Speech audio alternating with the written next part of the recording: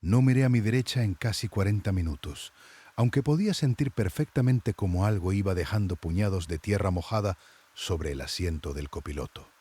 Lo escuchaba caer, granitos húmedos, después el roce como de una manga áspera arrastrándose contra la tela del asiento. Manejaba con las dos manos apretadas al volante, el parabrisas lleno de lluvia, la ruta vacía, y aún así lo peor no era lo que veía adelante. Lo peor era la respiración al lado mío, lenta, profunda, paciente, como si eso que se había subido conmigo supiera que tarde o temprano yo iba a cometer el error de girar la cabeza. En el espejo retrovisor no me atrevía a buscarle la cara, porque ya había visto suficiente una vez, apenas un segundo, y entendí que no era una persona sentada ahí, era otra cosa. Algo que había aceptado mi invitación en el único lugar donde uno no debería detenerse nunca.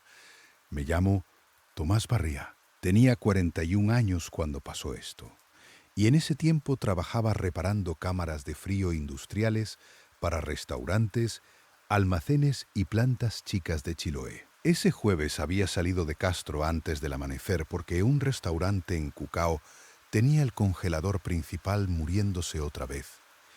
Y si no llegaba temprano, perdían carne, mariscos, todo. En invierno, esas pegas se alargan más de la cuenta. Entre desmontar piezas, ir a buscar un condensador usado, soldar una unión que goteaba y probar el sistema, se me hizo de noche sin darme cuenta. Cuando por fin me subí a la camioneta, eran más de las 11:30, estaba agotado y lo único que quería era volver a mi departamento en Castro, sacarme la ropa empapada y dormir. Debí tomar la ruta más larga, la principal, la que tenía más tráfico incluso a esa hora. Pero estaba cansado. Manejaba ese camino desde hacía años y elegí el atajo de siempre bordeando Huilinco con bosque cerrado a un lado, agua negra al otro y esos tramos donde la lluvia parece caer de lado. Uno cuando conoce demasiado un camino empieza a respetarlo menos. Eso fue lo que hice esa noche. Le perdí el respeto a un lugar que no lo merecía. Mi abuela Elena me había dicho lo mismo. Desde que yo era chico, ella vivió toda su vida en Cucao y tenía esa forma de hablar tranquila que daba más miedo que un grito. Nunca me dijo que no pasara de noche frente a un cementerio. Me dijo algo mucho más específico. Si alguna vez vas solo, de noche, y ves la reja de un cementerio al borde del camino, no frenes enfrente. Sigue, aunque sea despacio, pero no te detengas. Yo me reía, siempre me reía. Le decía que una reja era una reja, que los muertos bastante tenían con estar muertos como para andar fijándose en los autos. Ella no discutía, solo me corregía. No son los muertos, decía, son los que todavía no entienden que ya no tienen camino. Yo nunca le pedí que me explicara más, porque tampoco quería darle demasiada importancia a esas cosas. Uno hace eso, se burla de las advertencias que vienen de la gente mayor hasta que algo le demuestra que no eran supersticiones, sino instrucciones. Y las instrucciones sirven antes, no después. Después ya no salvan a nadie. Al principio, todo fue normal. La camioneta vibraba como siempre después de una jornada larga. El desempañador tardaba demasiado y la radio iba y venía entre noticias locales y una emisora de música vieja. La primera cosa rara fue tan pequeña que casi ni la cuento. La hora del tablero cambió sola. Yo la había visto antes de arrancar en Cucao, 11:43. Un rato después, cuando miré de nuevo, marcaba 0:17. Exacto. No 0:16 ni 0:18. 0:17 clavado. Pensé que un fusible estaba fallando, nada más. Después la radio se llenó de estática y por unos segundos se coló algo parecido a un canto de iglesia. Voces graves, lentas, como un responso ahogado por la lluvia. Duró muy poco, pero alcancé a sentir ese frío raro, que no viene del clima, sino de adentro, como cuando uno escucha algo que reconoce sin saber de dónde. Bajé el volumen y seguí manejando. Ahí todavía era un tipo cansado volviendo a casa.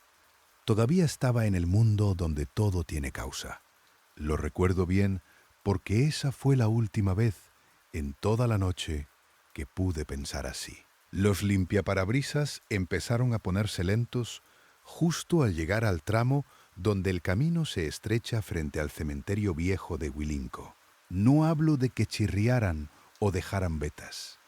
Hablo de que se movían y de pronto tardaban más, como si alguien los estuviera sujetando desde afuera. La lluvia apretó de golpe, de esas lluvias del sur que te borran el mundo en 2 segundos. Bajé la velocidad, me incliné hacia adelante, pegué la frente casi al volante para distinguir las líneas del camino y ahí vi la reja, negra, mojada, con 2 pilares de cemento a cada lado y un sendero de ripio perdiéndose entre cruces bajas. Estaba exactamente frente a mí cuando los limpiaparabrisas se quedaron quietos a mitad del vidrio. Tuve que decidir entre seguir casi a ciegas o frenar un momento para destrabarlos. Frené. Eso fue todo. No bajé, no apagué el motor, no abrí la puerta. Solo puse las intermitentes, metí primera y dejé el pie en el freno mientras intentaba alcanzar la fusiblera de abajo del volante. Menos de 1 minuto, tal vez menos de 30 segundos. El tiempo suficiente. Lo primero que escuché fueron 3 golpes en el vidrio del copiloto. Toc, toc, toc. No fuertes. Corteses. Levanté la cabeza de inmediato, convencido de que sería una rama, una piedra levantada por el viento, cualquier cosa. No había nada, ni una persona en la berma, ni un perro, ni movimiento entre las tumbas. Pero el seguro de la puerta del copiloto bajó solo. Lo vi, ese pequeño pivote de plástico se hundió despacio, sin sonido, y en el mismo instante el chasis se inclinó apenas hacia la derecha, como cuando alguien se sienta. Giré la cabeza, el asiento estaba vacío, vacío sí, pero hundido, con la tela oscureciéndose desde el centro, como si una ropa mojada estuviera empapándola desde adentro. Lo racionalicé todavía. Me dije que era una filtración, que estaba viendo mal, que el cansancio me tenía haciendo asociaciones estúpidas. Entonces miré el retrovisor, y en el retrovisor sí había alguien sentado a mi lado. No le vi la cara entera, solo un borde de mejilla demasiado pálida, el hombro de una chaqueta oscura embarrada y algo negro, húmedo, cayendo desde la manga hasta la alfombra. Solté el freno y salí de ahí con la rueda trasera patinando sobre el agua. Manejé sin mirar a la derecha, sin volver al espejo, repitiéndome que si seguía avanzando todo iba a acomodarse solo. El camino después del cementerio hace una curva larga bordeando el lago, pasa un grupo de sauces, una casa azul con techo de zinc y recién entonces se abre un poco. Yo conocía ese tramo de memoria, pero esa noche la curva no llegó nunca. En vez del lago apareció otra vez la reja, la misma, los mismos pilares, el mismo sendero de ripio brillando bajo mis luces. Frené por puro reflejo, no porque quisiera, porque el cuerpo hace eso cuando ve lo imposible repitiéndose frente a uno. El asiento del copiloto crujió. No lo miré. Metí cambio, apreté el acelerador y seguí de largo, esta vez más rápido, tragándome las ganas de rezar porque ni siquiera rezaba desde el entierro de mi padre. Ahí fue cuando lo escuché respirar por primera vez, claramente, ya no como una idea mía. Entraba aire, salía aire, y entre una respiración y otra, un sonido más húmedo, como tierra escurriendo de una suela. Mi papá murió 6 años antes, de un infarto en Ancud. Yo estaba instalando un equipo en Quellón. Cuando me llamaron, no contesté a tiempo y llegué tarde al hospital. Siempre dije que no me pesaba tanto como parecía.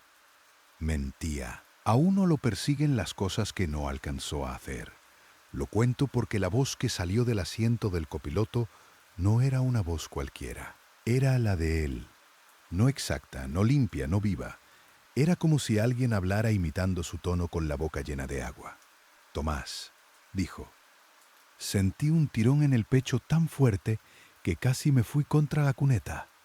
«Tomás, mírame». No giré, no porque fuera valiente. No giré porque en el fondo supe al instante que si obedecía ya no iba a salir de ahí. La voz volvió. «Tengo frío». Después tosió. Mi padre fumó toda la vida y tosía así, seco al final, como si se le rompiera algo adentro. Sentí ganas de pedir perdón, de decirle que llegué tarde, que lo sé, que lo he sabido cada día desde entonces, pero no le respondí nada. Y creo que eso fue lo único correcto que hice en toda la noche. Intenté usar el teléfono, sin señal, ni una barra. Quise poner la radio para tapar la voz y solo encontré estática después aquel canto grave, más cerca esta vez, como si el coro entero viniera sentado en la caja de la camioneta. Miré el tablero 0 y 17. Seguía ahí. No importaba cuánto avanzara. A mi derecha empezó a sentirse un olor que no era solo tierra mojada, era flores viejas, madera húmeda, tela guardada demasiado tiempo. Algo parecido al aire de una sala velatoria, cuando la abren temprano, antes de que llegue la gente. La alfombra del copiloto se estaba llenando de barro. Lo veía sin mirar directamente, por el borde del ojo. Un goteo espeso, oscuro.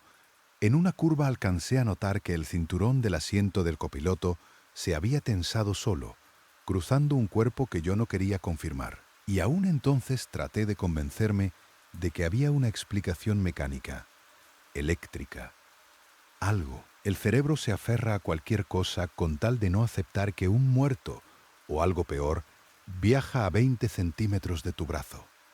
La voz volvió una tercera vez. «No me dejes aquí otra vez».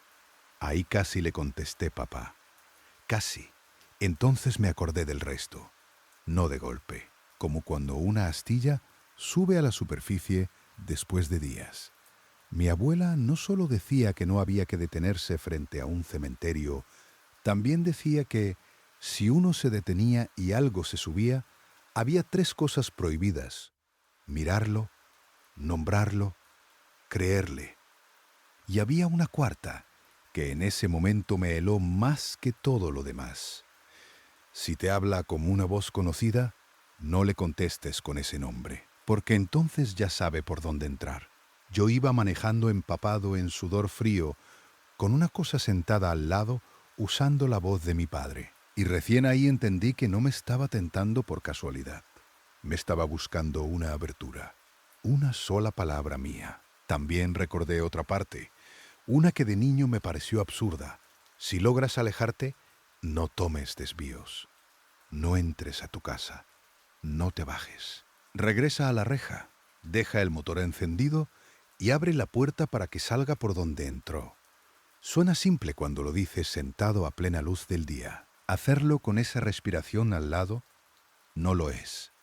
Pero en ese punto el camino ya me había demostrado que no importaba cuánto corriera. La reja iba a seguir apareciendo. La única salida estaba donde había empezado todo. Igual traté de escapar por mi cuenta una vez más. No por valentía, por desesperación. Tomé un desvío de ripio que sube entre eucaliptos y casas desperdigadas antes de volver hacia Chonchi. Conocía esa subida, o creía conocerla. Subí 2 minutos, tal vez 3, con las ruedas resbalando y las ramas golpeando el techo. No había ninguna casa encendida, ningún perro ladrando, ninguna señal de vida.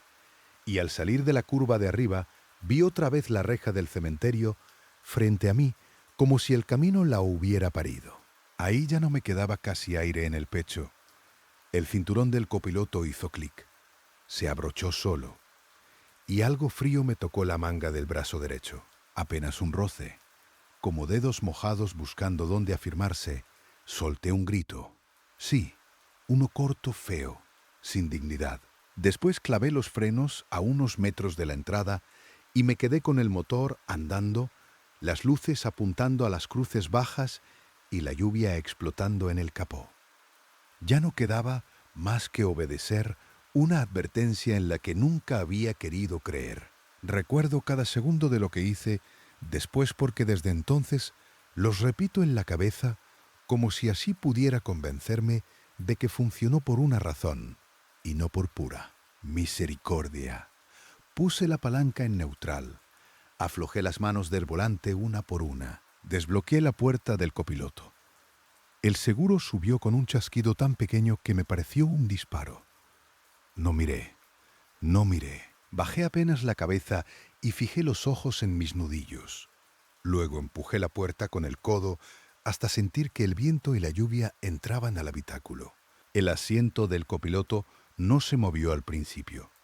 Eso fue lo peor, porque una parte de mí pensó que no iba a bajarse, que había entendido demasiado tarde y ya lo había traído conmigo para siempre. Entonces escuché un sonido viscoso, lento, como una ropa muy pesada despegándose de una superficie. El cinturón empezó a recogerse solo, centímetro por centímetro. Algo rozó la puerta por dentro. Después, el piso. Después, el metal del estribo. Yo seguía sin mirar y aún así podía dibujar en la cabeza el movimiento exacto de eso saliendo encorvado, torpe, demasiado cerca de mi hombro. Traía el olor encima, tierra abierta, flores fermentadas, agua antigua. Quise vomitar. No lo hice. Si me movía, estaba seguro de que iba a sentir una mano sobre la cara, obligándome a mirar. Hubo un momento de silencio absoluto. Ni lluvia escuché, ni motor, ni mi propia respiración. Solo silencio. Luego una voz, pero ya no desde el copiloto, desde atrás. «Papá».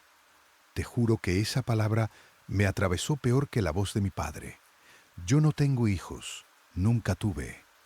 Y, sin embargo, sonó como si alguien pequeño, sentado justo detrás de mí, la hubiera dicho con la boca pegada a mi nuca. Papá, otra vez más suave, más triste. El asiento trasero crujió. Después unas uñas, o algo parecido, rasparon el plástico de la puerta. Ahí estuve a nada de romperme, a nada de darme vuelta. Lo único que me sostuvo fue recordar que eso siempre estaba probando otra voz, otra forma, otra herida. Creerle, nombrarlo, mirarlo, las tres puertas. Me quedé quieto con la frente casi tocando el volante hasta que escuché a lo lejos una campana, una sola vez. No sé de qué iglesia. No sé si de verdad sonó afuera o si sonó dentro de mi cabeza. Después volvió la lluvia de golpe, brutal, real. El motor tembló.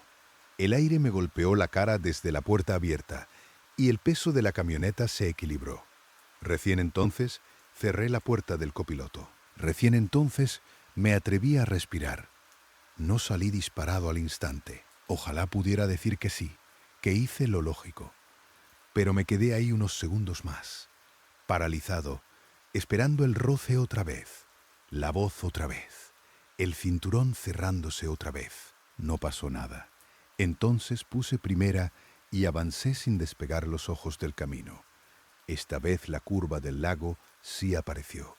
Después los sauces. Después la casa azul. Todo estaba donde debía estar. La hora del tablero cambió de golpe a 1:04, como si casi una hora hubiera regresado entera de un tirón. Me puse a temblar tanto que tuve que afirmar los codos para no soltar el volante. En la primera estación de servicio que encontré, una de esas pequeñas que cierran temprano y dejan solo la luz del patio encendida, me detuve debajo del techo. No apagué el motor, no me bajé. Encendí la luz interior por primera vez desde el cementerio y miré el asiento del copiloto. Estaba empapado, lleno de tierra negra, no salpicada, apoyada, hundida en la tela con la forma de un cuerpo que había estado ahí bastante rato. En la alfombra encontré dos cosas, barro y pétalos blancos aplastados. No de una flor fresca, de esas coronas baratas que dejan en los funerales cuando ya van secándose, al día siguiente dormí 2 horas mal dormidas y volví a Willingco a plena mañana. Fui porque necesitaba una explicación de hombre grande, una explicación sucia, concreta, ridícula, lo que fuera. Quería encontrar una tumba abierta, un borracho, un loco escondiéndose de la lluvia. Cualquier cosa mejor que lo que yo sabía. El cementerio con sol se veía pequeño, casi pobre, con pasto corto, barro en los pasillos y flores viejas pegadas a las bóvedas. Nadie me habría creído que de noche se convertía en otra cosa. Hablé con un cuidador, un hombre flaco con botas de goma, que estaba limpiando hojas de un canal. Le pregunté si habían tenido un entierro reciente. Me dijo que no. Le pregunté si alguien se metía de noche, si pasaban cosas raras en la ruta. Me miró raro, pero no sorprendido, como quien ya oyó esa pregunta antes. Después me preguntó a qué hora me había detenido ahí. Yo no le había dicho que me detuve. Le respondí igual. 0:17, más o menos. El hombre dejó de barrer. Se sacó los guantes, miró hacia la reja y me contó que hacía años, en pleno invierno, una carroza antigua se quedó en pana justo frente a ese lugar durante una tormenta. El cuerpo que llevaban nunca llegó al otro cementerio. Ni vivo ni muerto, me dijo. Así lo dijo. Yo me fui antes de que siguiera hablando. No porque no quisiera saber más, sino porque entendí que él sí quería contarme más, y eso, honestamente, me daba más miedo. Lavé la camioneta 3 veces esa semana. Aspiré la alfombra, restregué la funda del asiento, le saqué el barro a las ranuras de la puerta con un cepillo de dientes viejo. El olor no se fue. A veces desaparecía 2 días y volvía de golpe, sobre todo cuando llovía. El reloj del tablero empezó a quedarse inmóvil en 0:17 1 o 2 veces por mes, aunque después lo revisaron y no le encontraron falla. Pensé que vender la camioneta me iba a devolver la cabeza. La vendí. No sirvió de nada. Ahora manejo otro vehículo, más nuevo, más chico, sin historia. Y sin embargo, cada vez que paso frente a cualquier cementerio de noche, no importa si estoy en Castro, en Ancud o en un pueblo que ni conozco, el vidrio del copiloto se empaña desde adentro. Desde adentro. Como si alguien respirara ahí. Una vez, hace 6 meses, vi que el seguro de la puerta bajó 1 milímetro y volvió a subir. Iba con un compañero al lado y él no notó nada. Yo casi me fui de frente contra un poste. Desde entonces, no me detengo frente a cementerios. Nunca, ni por lluvia, ni por sueño, ni por un neumático pinchado.